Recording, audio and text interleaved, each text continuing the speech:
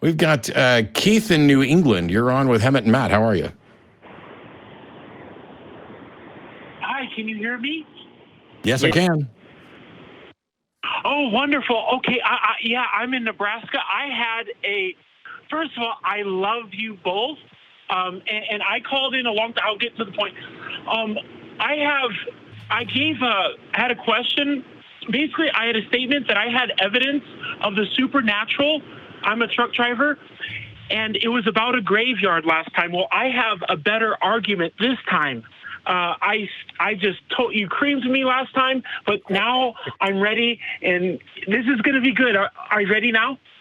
All right, I'm curious. Go for it. Okay. Now, you said that you were okay with hypotheticals last time. Now, this is another hypothetical. It is in the graveyard. Again, I know. Long story short, 5 people are in the graveyard, and they're 6 feet apart. The graveyard is supposedly haunted. Last time you said that there is no way to measure the supernatural. So how do you know what supernatural is if there's no? You can't. And so I asked, how can you? Have you ever seen a haunted house? And he said, yeah. You said yes. And long story short, you can't measure fire if you don't know what fire is.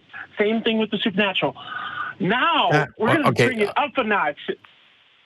Okay. So first of all, there's 23 mistakes in what you just said. Can you just get to whatever it is that you're going to try to talk about? Yeah, what's the proof of the supernatural here? I love you guys. Yep, supernatural.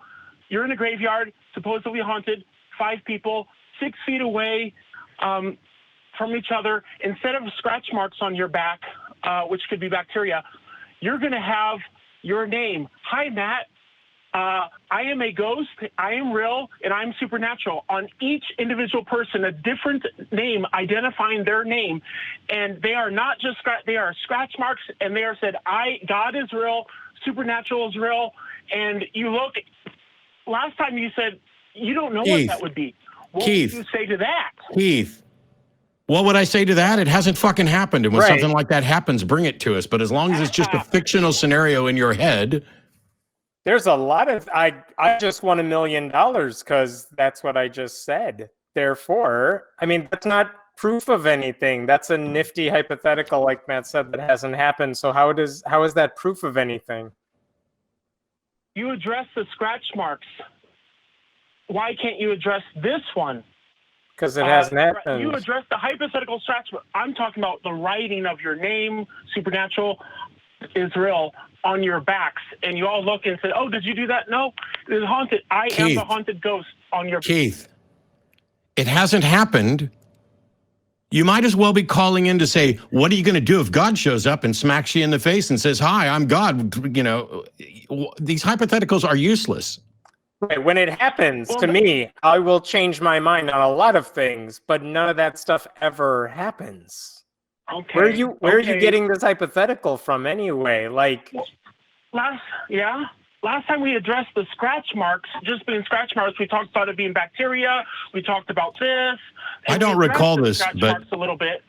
I don't recall this, and I don't know. Now, do you have some kind of argument that is supported by evidence that you'd like to present? Because I don't know who you talked to last time, and maybe it was me, and maybe I'm just not remembering because I don't remember a discussion about stretch marks, but I am literally not interested in hypotheticals at all. Okay. It was the wonderful lady with the curly hair. Yeah, so you didn't talk to me, did you? Well, you basically got me on the logic part. Did you talk to me and I told you to call in? Did you talk to me and did I tell you to call in with hypotheticals? You said you're okay with hypotheticals. You gave me a scenario of 5 things. I'm okay with discussing them. I'm not okay with the notion that hypotheticals should be presented as evidence. Because if you just pull a story out of your ass, then you pulled a story out of your ass. What I care about is what's actually happening. Well, I'm sorry. I just thought that would be okay. What could it possibly, Keith? Yeah. How could it possibly serve anybody for you to present a hypothetical case of evidence that has not happened? What good is that? Well, I last time we talked about the hypothetical. I'm asking a question okay. now, Keith. Keith, stop talking about last time we talked. I'm asking a question now. What good is it to say, hey, what would you do if a ghost showed up? You would say yes, they're real. If there was sufficient evidence for it, I will accept anything. Do you have sufficient evidence? Because I'm not interested in just sitting around saying, what if this happens? What if this happens? What if I hang up right now? Okay, I understand. I give you the win. Good, because I just hung up. What's the opposite of a mic drop moment? Can a mic float up? That's what just happened. Yeah. Where did that mic go? Where'd that mic go? Mic float moment.